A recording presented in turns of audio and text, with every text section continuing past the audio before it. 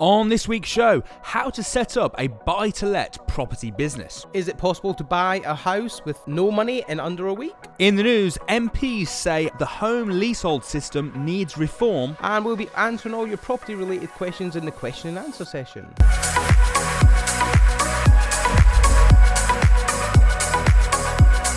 Welcome to the Property Investors Podcast. Thanks so much for tuning in. Make sure you subscribe so you never miss an upload. You can catch us on Apple Podcasts, Spotify and YouTube. Enjoy this week's show and don't forget to share it with all your friends. Hi, I'm Russell Leeds. I'm Alistair Cunningham. And welcome to the Property Investors Podcast in our new home here on Samuel Leeds' channel. Oh, we're on Saturdays now, so that's pretty cool. Yeah, it's pretty awesome. So tell us, I know you can't tell us much, but tell us about your week. Oh, okay. So, literally just got back from America. Yeah. With Samuel. It was interesting. That's all I'll say. It was interesting. It was fun. It was tiring. It was hard work. What I will say for people that don't get this, Samuel is a freaking driven workaholic, crazy madman. He just doesn't stop. And I mean, I don't stop either, but it was. But he stops even less than you. Yeah, he's just crazy. He's just on it all the time, which is brilliant. Yeah. Surely you knew that anyway, though. Well, I did know that sort of, but it's just to make it put it out to live there. with him for a week. Yeah, to basically live with him for a week in the same hotel room, because we shared hotel rooms and everything. Could you live with him?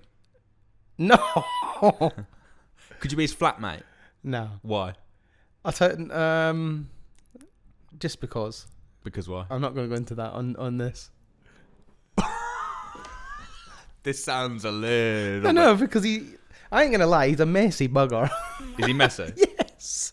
Like, he'll, oh yeah, it's what it is. But, okay, so in the news, Alistair could never live with Samuel. No, he's, do you know what? It was phenomenal. The week was brilliant. It was absolutely brilliant. But it was hardcore, like constantly. 6:30, 7 o'clock in the morning until early hours, every day. Every single day. Yeah. Poor Sergi was like, are we gonna have lunch? Are we gonna have a break? And I'm like, yeah, later. It was funny. So what have you been up to? Well, what I've been up to, I've just been working a lot. Yeah. It's just we've got a lot of new members of staff recently. Yes, absolutely. Every time I come back to the office for the day, there seems to be more people in there. Yeah. And more desks, and the desks are getting smaller to cram them in. Poor Nick's gone from a big desk to a small desk. He's actually got 2 desks now. Yeah, it's because they're both small. Well, they're the sort of desks that my 14-year-old, my 12-year-old daughter's got in her bedroom for a PC. Yeah. It's good. It's good desk. No, it's been. I love it though. I love it. So it's been really good. Yeah, I must admit, the office vibe has been really good recently. It's amazing, isn't it? Yeah, I love it. It's amazing. It's awesome. Right. So on this week's show, we're going to be first of all, we're going to be looking at how to set up a buy-to-let property business. So for someone that's wanting to get started in property, what steps they need to. We mentioned this a few times, but it's important that you treat property investing as a business. 100%. It's not a hobby; it's a business. And if you've got the business mindset and you see it as a business, you know what? I've said this many times. If you treat anything like a hobby, you'll get hobby results. Whereas if you treat it like a business, you get business results. I think if you're going to do it, you've got to take it seriously and you've got to set it up correctly from the beginning. There's no point doing it half-hearted because you will only get half-hearted results. Yeah. So let's go through the steps then, because it's something that you've done recently. Yeah. So what would you say, setting up a buy-to-let business, what would you say is the first thing? I suppose the first thing you need to know is how are you going to buy properties in your own name? You're going to buy them through a limited company. So the first thing I would do before doing anything is I would go and seek advice from your accountant. I wouldn't do anything without speaking to an accountant first. What about if you don't have an accountant? Then find one. They're everywhere.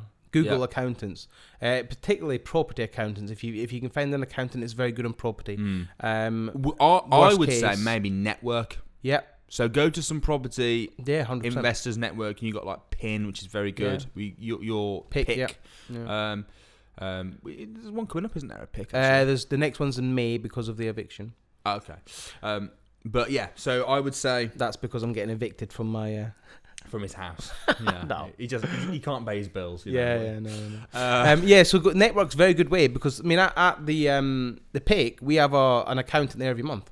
He's actually a delegate. He's not there for me, but he just comes to watch and to participate. But he's an accountant. But well, the good thing is then if you've got an accountant that understands property, and get rather than just a bog basic boring accountant. I always find it difficult working out whether or not an accountant's good because I obviously don't know very much about accounts. Yeah.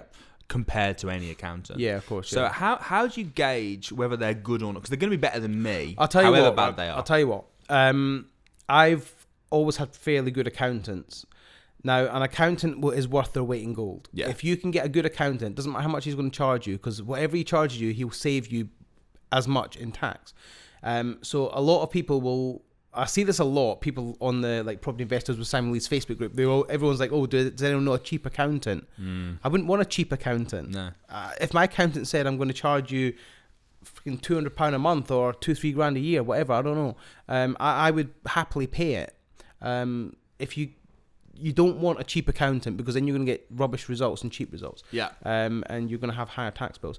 But you must have a property related accountant, I would say, because for instance, if you run like a rent to rent business and a buy to let business, they're categorized differently because one's an asset, one's not an asset. And things like that, and they're taxed differently and they're set up differently. So find a good accountant, get some advice. Do I set up a limited company? Do I not? If you decide that limited company is the way to go, would you get your accountant to set it up, or would you do it yourself? No, can I tell you how I set my business up? Yeah. Right. This is how I done it. This is just from my experience. So I went limited because my accountant advised me to, and I just set the company up on a website called Companies Made Simple. It costs like 35. That sounds complicated. It's really, it was. It's like 35 pound. I've just come back from America, that's what I'm saying, bucks. It's like 35 bucks pound, and they'll set the company up for you. It's very, very simple. Open a bank account, get yourself insurance. As I don't know the exact date, maybe Nick can find out this and put it in the comments or put it below. But all landlords need to be a member of the PRS system soon. They have to be a part of the property redress scheme. Did you know that? All landlords do. Yep. It's coming in soon. I don't know the exact date, but it is coming in very, very soon. So you might not have to do it today, but certainly in the next 6 months, we have to be a member of the PRS scheme as a reputable landlord. And also make sure you've got suitable insurance, because obviously if one of your tenants, if something goes wrong, you've got to understand that you're responsible for your tenants. Yeah. So again, it comes back to being a business. It's a business. It's a business. You need the right insurance. You need to be in the right. I would also highly recommend being in something like the RLA. Yeah, absolutely, yeah. Or the NLA. I was going to say, what's the RLA? The Residential Landlord Association. And the NLA is National Landlord Association. Yeah, they're kind of the same. But you're in the NLA, aren't you? Yeah, I am. Yeah. I'm in the RLA. Oh yeah. Yeah. I don't know why. Don't know why I picked that one. It doesn't matter. But they're really good. I would definitely do that. But do you know why I think people don't set their business up properly in the first place? Because they're not making much money from property. Like some people, they go out and they buy a buy-to-let, and they might say it's the mortgage is £200-300 a month, and the rent is £600. They're only making £300 a month, so they do everything a little bit incorrectly. Yeah. So that because they're not making much profit from it, they then skimp and save on things like insurances and things like that. And then before you know it, they've become a rogue landlord, and they're letting the whole side down. So just do it properly from the beginning. It's going to cost you a bit of money, but at the end of the day, to set any business up costs money. If you're trying to do it with to cut corners, then just so you were taking us through the steps. So first of all, if we go through steps, okay, we're going to get a good accountant. Find out what. Set up your limited company. Company if you structure. Got a limited company. Yeah. Company structure. What do you mean? Limited, sole trader, however you're doing it. Insurances, NLA, RLA. So what insurances would you recommend them getting? Landlord's insurance, all your insurances you need for your business. You probably need public liability, because obviously you've got people staying in your property, and also like property redress scheme. You'll have to be property redressed. I don't, like I say, Nick can put the date down, but that's not effective yet, but it's coming very soon. Okay. And it's just to get rid of all these. It's so your landlord, your tenants have got somewhere to complain if something goes wrong. Yeah. It's also worth having an accountant to make sure that you put your tax return, because you've got to, you've got to be putting everything through the books.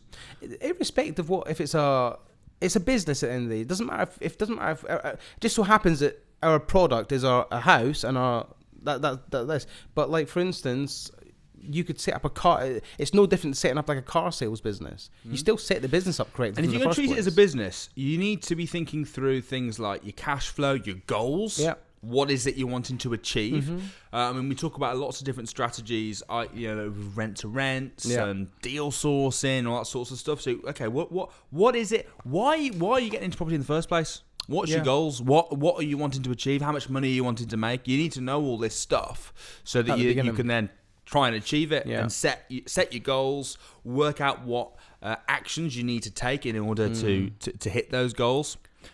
Educate yourself. Get booked on things like the crash course. Training, crazy. Yeah, it amazes me how many people go into property with very little training. Yeah.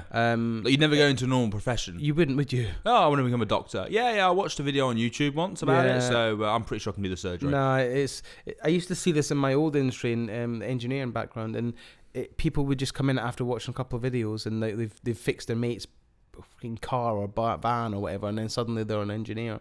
No, it's rubbish. You need to get trained, you need to know what you're doing, and you need to budget accordingly. So things go wrong in houses all the time.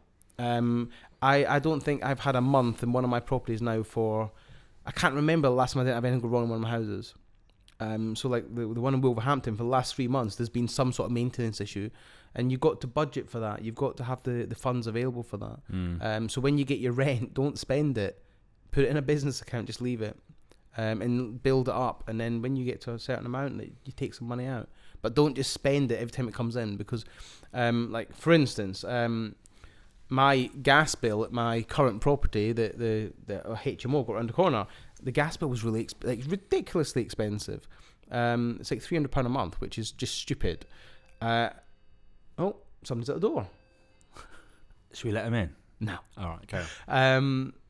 And because of that, it's because it had an old-fashioned like heating control system, so the tenants kept putting everything on constant, so the gas was on constantly, like the heating was on constantly. So we last month it cost like £300 to get like a digitally controlled sort of heating system put in.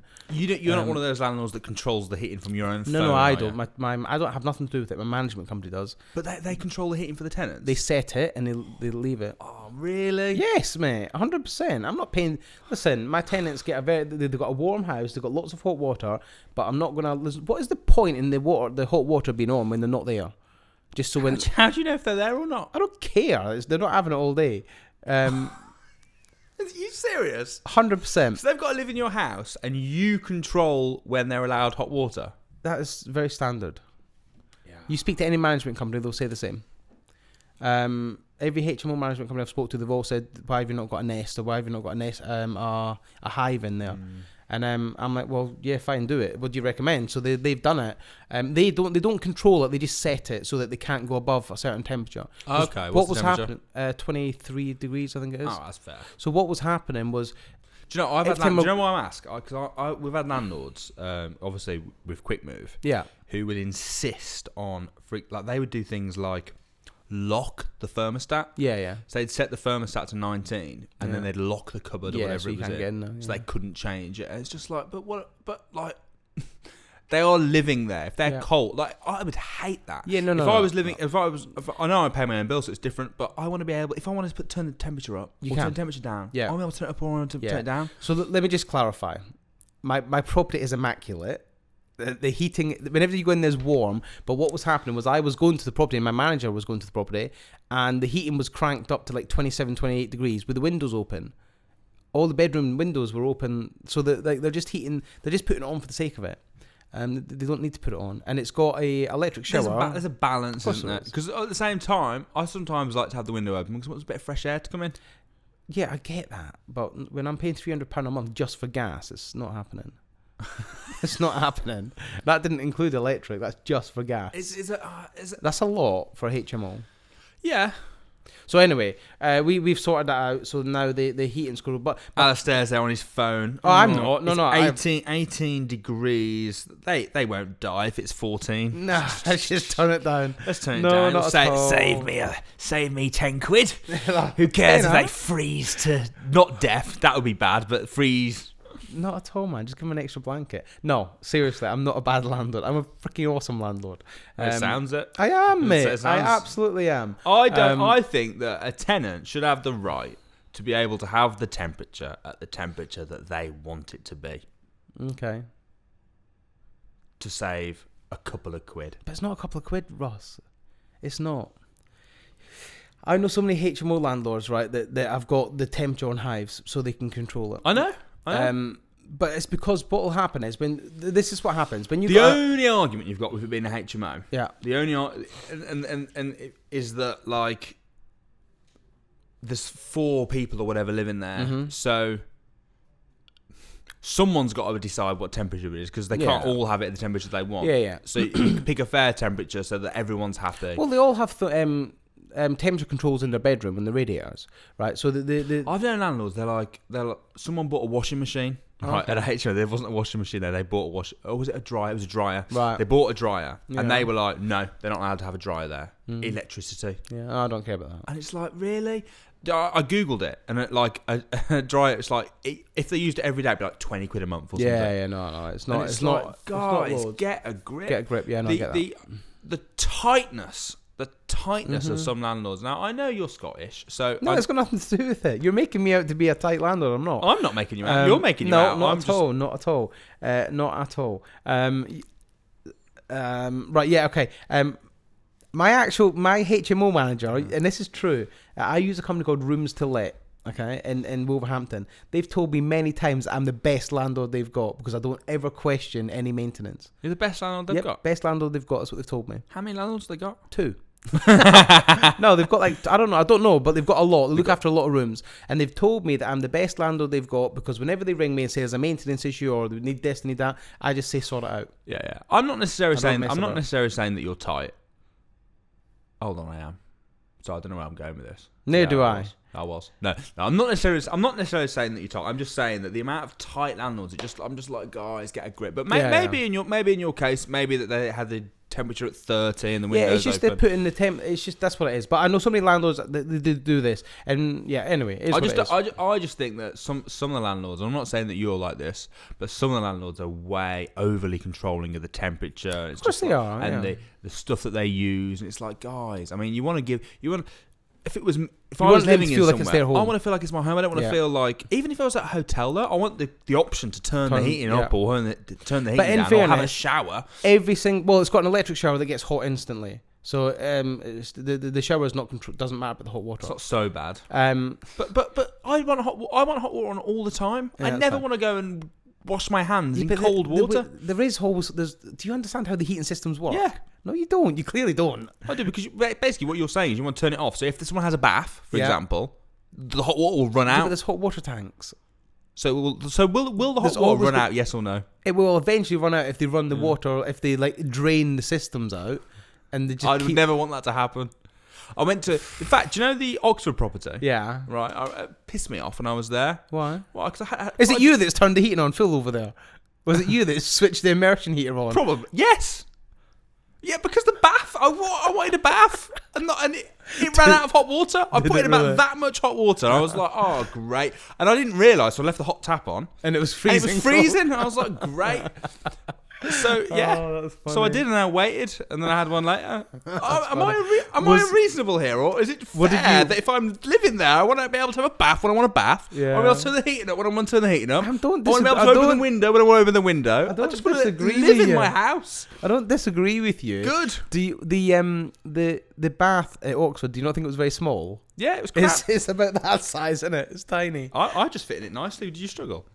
No, I'm fine, but you're taller than me. Oh, right. Taller, yes, taller. Oh, you're such a twat. Right. Do you know, I've not missed this. But I don't know. Being away for 2 weeks has been fun. All right, okay, let's move on. Okay, so but it's a business. You got to control expenses. So control your spending. Also, budget. So don't spend your money Because believe me, when you've spent all that money, the boiler will break, or the door will break, or something will happen. But again, it's like any business. When you start a business, you have a business bank account. You want to build money up in the account before you start taking a wage or anything out of it. Now, the alternative to running it as a business is because we talked a few weeks ago about the difference between a property entrepreneur and a property investor. The difference would be if you wanted to just ad hoc invest, you could treat it like a hobby. Yeah, you could be like, okay, well, I've got 40 grand available. I'm going to buy a house, let a management agent run it. I'm not going to treat it like a business, but I'm just going to own a few houses, and that's fine as well. Yeah, but it is fine. It depends on what they want. Not really.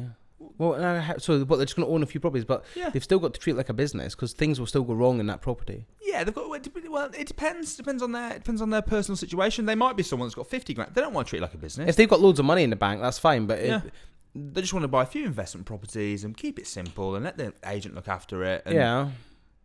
But ultimately, it doesn't matter if they've got a load of money. Well, I suppose if they've got millions in the bank, it's not going to be like them changing the boiler's not going to be an issue. Well, if you've got thousands in the bank, changing a boiler's not going to be that much of an issue. No, but you'd have to have millions to. How many people do we meet on a day-to-day basis that are doing this with very little money?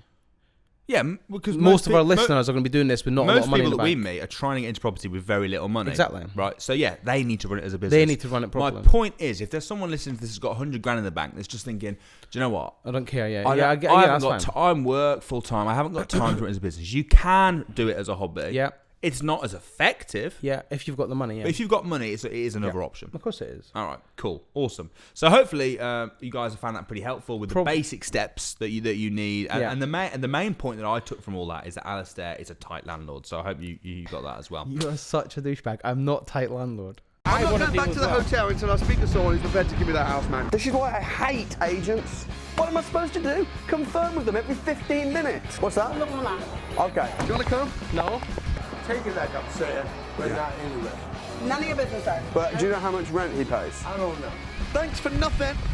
It's dark, it's late, we're in the hood.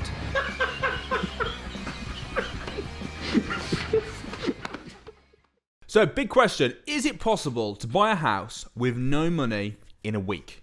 Now, the reason that we're asking this question is because I'm sure many of you will have seen the first 2 parts of Samuel's documentary. Basically, the challenge is he had to go to a random city, turn up at an airport, go to a random city, foreign country, and buy a house with no money. And he'd given himself a week to do it. He ended up going to America, New York, which I think must be one of the worst places to go to try and buy a house with no money. Yeah, it's New York. It's like going into London. It's crazy. The problem is everywhere in America, everywhere in New York, is going up. Yeah, like there's properties that were like last year 200,000 or 300,000 and now 600,000. It's crazy. Yeah, honestly. We met quite a few investors. And we met an investor in a phone shop. We had to go and buy some, get some American phones because SIM cards, and because we didn't have any, we couldn't use our UK SIM cards out there. And it just turns out that the guy behind, we got chatting to him, and he's an investor, and he actually does a strategy called buy and flip. He flips them. He doesn't rent out. He doesn't want tenants, and he's making a killing. He really is. Because the house prices are rising. They're just rising so fast, and he buys in Staten Island and New Jersey. Yeah, it's really interesting. Really cool. Really interesting. When Simon told me about the challenge, he was like, I thought the idea was he had to do a deal, so whether it be flip a deal, like you just said, or a deal source, or something. He's like, no, actually, the challenge is I actually want to buy a house with no money. He did bite off. I think he did bite off a. It's a massive challenge. Yeah, it's a big challenge. It would be a massive challenge here. Yeah, but to do it in a city, and if you haven't watched the documentary so far, I mean, I don't know the end result. Nope. And people don't believe me when I say that. Like, yeah, they seriously won't tell me. I thought they would. I was like, how's it going, bro? He's like, you have to watch the documentary. I was like, yeah, what? He's like, no. Yeah. I don't want anyone knowing. I don't want it going out. Sworn to secrecy. Not telling anybody. So, but it's very, very interesting seeing him having to work so hard to put into practice all the strategies that obviously work, but can they work in New York or in America, and can they work within a week? Did you see the first document, the very first one we done? It's when we were in the cab. We went to a networking event. Yeah. Yeah, that was hilarious. Well, you were on the phone to me. Oh yeah, we were. We did phone you, You didn't phoned we? me. Yeah. And they didn't tell me. I only realised that conversation had been filmed and put on YouTube when I saw it on YouTube that Oh, night. did you? Did Yeah, you he didn't say, by the way, just so you're aware, I'm filming this conversation. It was just put on YouTube. I It like, was funny. thanks for telling me, guys. Thanks for that. We found a networking event, and it took us an hour and a half, 2 hours to get there. Yeah. And we got there. We sat in a room, and there was about 8 people in there to begin with. So we thought, okay, it's a small networking event, that's fine. And then the speaker... Was that 8 including you two? Yeah. So there was... Yeah, the 8 including us, and then 2 speakers. So there was... So it was 4 people. No. There was 8, And including 2 me, speakers, so and it's then 10. plus there was 10 Oh, people in yeah. total. And then the guy introduced himself, started speaking. He asked what, like, we were like random to them, so he asked why we were there and who we were. So we told that, and then he literally said, "Look, everyone that's here for the private sort of a training session, if you can just leave, go into the room next door, and we'll crack on with that, and we'll crack on with the networking event." So we like just sat there. And then all of a sudden, it was just me and Samuel left. There was literally nobody else there. It was So you went to a networking event crazy. with just the 2 of you? And then the guy hosting it, he spoke for like 45 minutes Do you know- to just me and Samuel. Can you imagine? Like, I can't imagine a worse crowd. No, If I turned up at a networking event and it was just, I mean, obviously it'd be different for me because I know you guys really well. But if a speaker turned up and it was you and Samuel and that was his crowd, was he like awesome or was he nervous? No, I think he started off being a bit like he's the man. Do you know what I mean? I think he's the man. I think and amongst the networking that's people that are there, I think he's the So one. he didn't know who you guys were. He didn't know. No, he didn't know that Okay. we're killing. Like we're doing really well in the UK, but. Him at that networking event, he's probably like the Dawn. He's probably the one that's doing all the deals and all that sort of stuff. Because nobody else had actually done many deals like there, or they'd not actually got any property or anything like that. And then about 5 minutes into the networking event, he sort of just happened to say, "Oh look, what do you guys do?" Like, so we told him very in a cut down version what we do. We didn't like Samuel didn't go, "Oh yeah, I've got this castle and I've got that and I've got that." But he said, "Well, how many flips have you done?" So then like Samuel looked at me and 300 because obviously I've done like 60. Simon's done a lot, and he went, oh, it was very awkward, and it was funny. It was hilarious. Did he go, "Do you guys want to do the presentation?" But the thing is, he didn't. At that point, you would think he would realise that if or what he's teaching us, he would just sort of Stop. stop and just have a chat. But no, he didn't. He went through his slides, and it was all like, "Do you know what financial freedom is? Yeah. Do you know that if you put money in the bank, it shrinks? Yeah. do you know? Have you heard of Robert Kiyosaki? Have you seen this EBIS?" And we're like, "Yeah, we had dinner with him last year," and it's like, it was just a little bit awkward. Dear. But in fairness, he done well because he probably felt a little bit. I don't want to say intimidated, but he probably felt a little bit like. Yeah, it's not. Do you know what I mean? Well, at least you guys weren't like. We weren't laughing at him. We weren't taking the mickey out of him. Like we were being polite and listening to him. You've got to be, haven't you? Of course we have. It's He hard. was- It's a hard But situation. basically, it turned out to be an hour long sort of sales pitch for their online video training course. Oh, okay. Yeah. Great.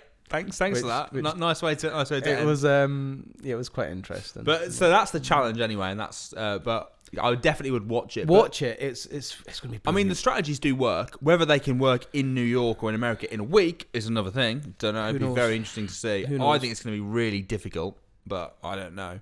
I think Samuel realised very quickly that this is hard. This is hard. Yeah. Well, I saw his post on Facebook. I've never felt this much rejection in the last Yeah. 10 years. It's like, wow, it's deep. And guys, we were hustling. Yeah. We were hustling 13, 14 hours a day. Yeah. We weren't dossing up. You were on a hustling holiday. in the hood. Hustling in the hood. We weren't In that shirt. No, not in this show. Were you wearing a hoodie? Like Nike Adidas hoodie. No. Oh, that's a shame. What I will say, I've seen more crackheads in the last week than I have in the last year. And you live in Northampton. Yeah. Don't get much ice in Northampton, unfortunately. There's ice in it. I don't know. What's Breaking Bad? Crystal meth. You don't get much crystal meth. That's ice. Yeah. Is it ice? Yeah. Well, that's the Is that the street name? I'm not very straight. That's the gangster name. That's the gangster name. No, it was, mate. It was brilliant. It was a hustle. It was busy. Didn't get any. My favorite bit was when you're there and you're like, it's cold, it's dark, we're in the hood. Yeah. It's like, okay. No, do you know what that was? We'd been at it a long time. It was getting late. It was getting dark. We were What? Do you know what I did notice though about that whole section? Someone pointed it out, and I was like, "That's true, actually." You were the one that suggested going and knocking on doors. Yes, I know. Right, and then when you're doing it, you're there like going, "Oh, this is stupid." And it's No. Listen. Alistair suggest this. Yeah, that's fine. But we've been doing that all day. Like, I know the video that he's released it only shows 4 or 5 door knocks. We must have knocked in 30, 40 houses. Yeah. Honestly, I promise you. And the problem is, we just come from a place where literally we were the only white people, and literally you got people looking out the curtains and things like that, and suddenly hanging around and all sorts of These stuff. undercover British police. Well, that's probably what they thought. Yeah, they probably thought that Samuel was, I don't know, a detective or something, because he was dressed in a suit and. But in answer to the question, is it possible to buy a house with no money? Who knows? It is. Who knows? Whether he manages it or not, of course it's possible. I think it's possible, yeah, but you've done it. Yeah, well, yeah, I suppose You've done it using the lease option agreement. What I did learn out there, though, do you know what's the average time it takes to complete on a house here? No, months. Yeah, up there you can do it in weeks. Really? Yeah, you can. So you can buy a property and then you can. So out there you have title companies. You don't have like land registry. You have title companies, and they hold the title to the property, and you just pay them a fee, and they just change. It's like buying a car. They change a logbook. That's all it is. It's very, very simple. It's so much simpler in here. Wow. Wow. That's what that side of things. Are you going to invest in America then? Who knows? You interested? Who knows? Stop asking me questions. I'm not going to tell you that. I don't mean. I'm not talking about the challenge now. I'm talking about you personally. Later, are you interested in investing in America? I can't. Yeah, possibly. Okay. He's very. I'm sworn to secrecy. This isn't even secrecy about the challenge. This is just secrecy. I can ask you any all question. All I'll say. Are you enjoying life? Oh, who knows? Secret. Who knows? All I'll say is there's some people out there making a lot of money in property. Okay, exciting. It's exciting. I'm really looking forward to watching the rest of the documentary. Don't forget to check it out every Tuesday. Next couple of Tuesday. So it's I think they're coming out on TV Tuesday. TV Tuesday. So it should be good. Right, it's now time for this.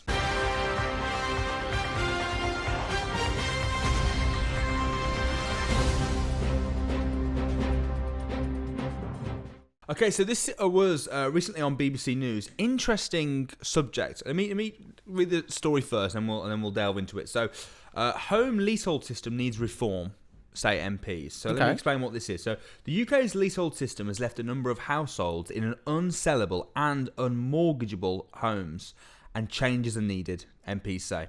Often, leaseholders in new build properties are treated as a source of profit. The housing communities and local government says.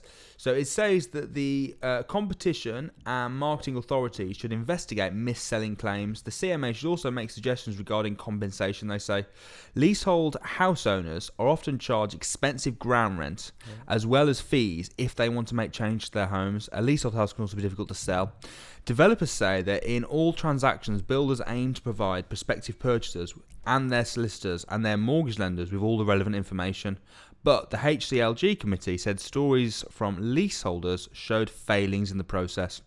Okay, there's more, but basically, I mean, I think I've talked to you about this personally, but it's like with companies where they'll build a big they'll build a housing estate or whatever, they'll do it as leasehold. The ground rent's low to begin with, and then suddenly bang, they up it to something ridiculous, and they trap people in. Suddenly they can't sell the property because the ground rent is ridiculous. What's the typical ground rent in the UK? I know they vary everywhere, but in the UK typically what is it? Do you know roughly? It's not generally a lot, is it? And when I say it's not a lot, but you're talking maybe a couple £100 a year, aren't you? Really? What I have noticed is in Birmingham, in particular, it's higher. It's gone up a lot. So, do you know? Have you got any figures in Birmingham City? Do you want me to? Shall I Google it? Yeah, should we have a look just so average we've got an idea? Ground rent. Because I'm then going to tell you what the figures are out in America, because it shocked us. I'm just curious. Average ground rent UK. Okay. Because I know properties that are like the ground rent's like £25, £28 a year or something. £350 to £400 per annum. Yeah. Especially in London. And average new leases range from 150 to 300. I think a year.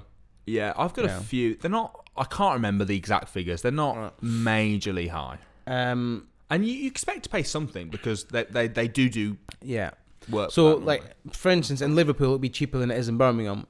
So we've just sold a property, a HMO up in Liverpool, and the ground rent was £28 a year, £28 a year for the ground rent. It's nothing, is it? It's peanuts. For instance, when we were in the States on Samuel's Challenge, we looked at a couple of properties. The ground rent was $600 a month. Wow. A month, mate. It's like rent. It's just crazy. Honestly. And when we asked the agents, what do you get for that? Well, they mow the lawn and they cover things like the communal areas in the building and things like that. It's a lot. It's just crazy. Yeah. Well, I think Taylor. I'm just checking it now. Mm-hmm. I think Taylor Wimpey were one of the companies. So I don't want to name if I'm wrong. Do you remember who did that? And they got caught up in some. Yeah, here we go. Taylor Wimpey. Most buyers in ground rent scandal will be able to get new deals. Yeah, there was, which is kind of similar to this. I mean, Taylor Wimpey are phenomenal. Like, they're doing massive developments everywhere, aren't they? Yeah. So does that beg the question? Are all the developments they're doing leasehold, or are they doing any freeholds? I think they're doing a lot of leasehold, but should they be? Because if they're building a new estate, that is and actually you're buying a a wrong, house, isn't it is, isn't it? Because what will happen is they do all these sort of schemes, don't they, where you can, like, they'll buy your part exchange your old home. They'll give you, if you get 2 valuations, they'll give you the average of that. See, it makes sense on apartments because you're in a communal building and stuff, but on a new estate, on a house, no, I think that's wrong. I think it's wrong. Because they have essentially got you. It's greedy developers, isn't it? I think so. Yeah. I think it's greedy developers trying to be. Especially there must be some sort of control of them putting the rent up without notice. They must have to give notice. I think it's in the contracts. It's just that people have missed it.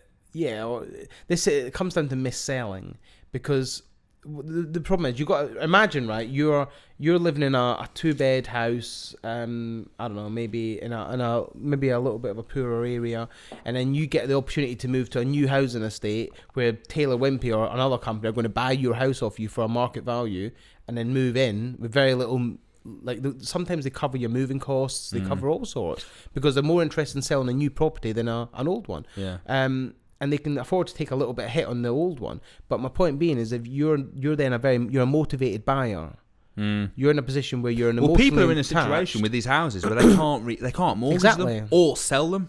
Yeah, but you'll find they'll be able to mortgage them through Taylor Wimpey, because Taylor Wimpey have got they can sort out all that mortgages and stuff. So they'll be mortgaging them through the company, but then they can't remortgage them at a later date. Yeah. I think it's good that the MPs are stepping in. So don't know exactly what the ins and outs of it, but yeah, I think it's very good. Yeah.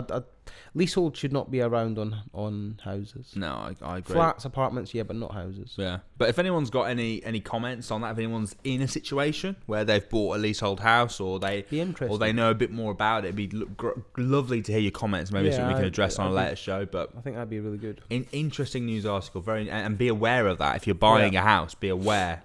Is it, if it's leasehold? Because if it's an investment property, you could be screwed as well. Oh, crazy! Yeah. I think just quickly, it does come down to just taking your emotions out of things a little bit when you're buying. I know it's an emotional purchase when you're buying a home, but sometimes take your emotions out of it and read the contracts properly. Yeah, and read all the stipulations and everything regarding leasehold payments. I agree. Awesome. Right, it's now time to answer your questions.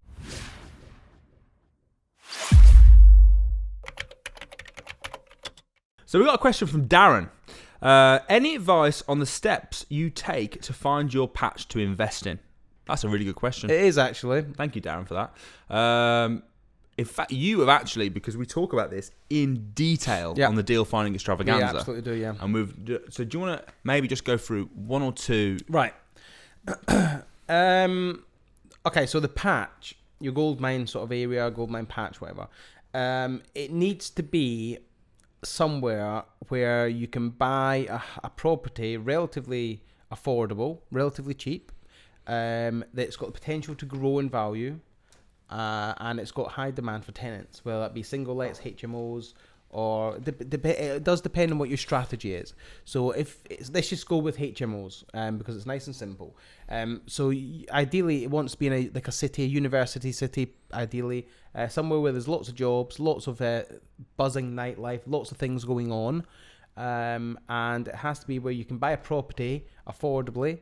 It's not like ridiculously expensive. You're not talking hundreds of thousands of pounds. You maybe buy a 4-bedroom house for about 100,000, convert it, do whatever you've got to do. Does it? I suppose it depends a little bit on what your strategy is as well. It does. I just said that.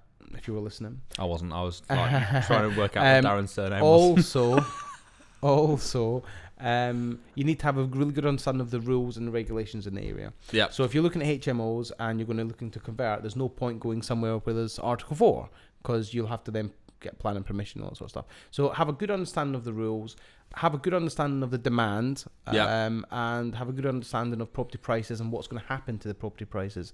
Now we can't, there's no crystal ball here. We're not going to predict, we can't see in the future. So it's a good guesstimation using your due diligence and research on property prices in the area. So like looking at what's likely to happen in the area. So for example, HS2, yeah, Crew, for example, you go, Banging. okay, it's probably going to go up because it's going to be a lot easier to get to London. Yeah. It's going to make it more valuable. Birmingham, for example, is Crazy. going up. Manchester. We talked about a few weeks ago, is we going did, up. yeah. So there's not a crystal ball, but you can know. Another thing that you can look at is development in the area. Yeah, I was going to say. So, for example, Walsall at the moment, there's a hell of a lot of development going into Walsall. So it's a much smaller town, but they're building new hotels, they're building new restaurants. I went in the city centre of Walsall for the first time in about 3 years, and last time I went there was so many shops that were empty. Yeah. There are still some, but I was like, wow, there's a lot of new shops that have come in. It's looking a bit better than it was. Yeah, I think you just got to understand what's going on, and if you jump onto like the council pages and things like that, you can see what's planned for the future. So maybe 3-4 years away. Yeah, Wolverhampton again. They're spending a lot of money on Wolverhampton at the moment. So and I'll tell you where, like Blackpool. I know people keep criticising it, but Blackpool, there's so much development planned there. It's just so easy. Easy as in what, to criticise it? Yeah. Okay, right, yeah. It's but so there's easy and fun to criticise It is Blackpool. fun, but there's a lot of development planned in Blackpool. There's loads. And there's Blackpool, there's hotels going on. I know it's a crap hole. I know it's a shithole, but it is. Forget that. I can't forget it. I've been there. Yeah, I know that. But my point being is, you can buy houses really, really cheap at the minute. I bet you can. The problem, the good thing, in 10 years, mate, I'm telling you, they're going to be worth some money because they're spending so much money in Blackpool. Okay. Other places such as Lancaster. Lancaster's the same. They're spending an awful lot of money. I think the university's getting bigger and bigger. In a lot of places in the, I think, a lot of money in the UK spent. in general. Grimsby, same thing. Loads of money being spent. Grimsby, there. just the name puts me off. Yeah, it's a bit grim. But there's loads of money being spent there. And Blackpool. Another thing Sounds horrible. is when you're looking at your patch, look and see where like Costa Coffees are opening and Premier Inns, things like that, where they're moving to the area. Because if they've done Premier Inn's going there, it must be top. No. You're not. No, my point being is they've done the research for you. Why you've got a multinational chain, a huge chain of hotels that have done the research on areas. They know the footfall. They know the likelihood of people going to be there. They wouldn't put a hotel where there's no demand. Yeah. So all interesting stuff, and get to know the area, get to know the power agents, team in the area, all that sort of stuff. Yeah, awesome. Great question, Darren. That was actually a really good question, Darren. Thank you, Darren. Right, next question. This is off Ben Snooks. Okay. Proud of me. Just read it in one go. Read it in one go, bang.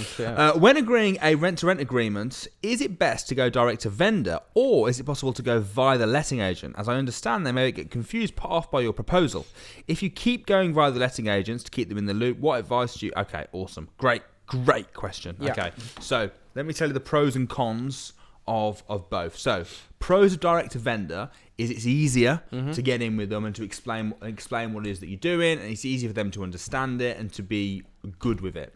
So especially in the early days of doing this, you can go on places like Gumtree and things like that, and you can approach the vendors direct, explain to them what you're going to do, and I find it easier to get them than letting agents. That's the pro. Big pro of a letting agent is once you get one on board, they get properties that keep coming up, and if you can convince them that what you're doing is good and that you'll be a good tenant, so to speak, or someone that will rent the properties off them, it makes their life so easy, because it means that when they get a property come up that they know you'll fit the bill, they haven't even got to put it on the market. They can just come straight to you. So it's a lot harder to get in with the agent, though. Yeah. A lot harder. I would say to get in with an agent, it's going to take more than just a phone call. Yeah, I think you're going to have to go meet them. You're going to have to go meet them. You have to build a relationship with them. If you've got one that does both buying houses and letting, and you can buy a few houses off them and build a bit of a relationship with them, that would obviously help. So I know you're in with, because you deal source. Yes, It's very easy for you to get in with agents because you're buying stuff all the time. You're always connecting agents and investors. And I get so many agents just call me. Like, they've got this. Do I want it? They've got this. Have I got somebody for it? It's one of the things we go through on the deal finding extravaganza is, and I make live calls to these people. You do, actually. Yeah, I think I love that. Do you know, because it makes you really vulnerable. Do you know I've got 100% success rate at the DF so far? Have you really? Everyone I've I mean, how many times have you done it? Twice.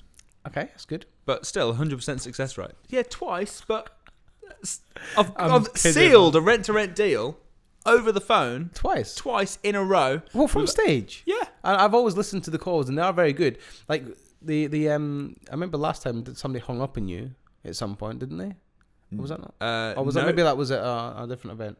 That was at DFA. I've got 100% success rate. What I have had, I've had people answer. And say things like, "Oh, it's not available anymore." Yeah. I'm not counting that. I'm counting once you've actually got past it's available. They're happy to speak to me, and then I've pitched them on it. 100% success rate. That's really good. Yeah. That's really good.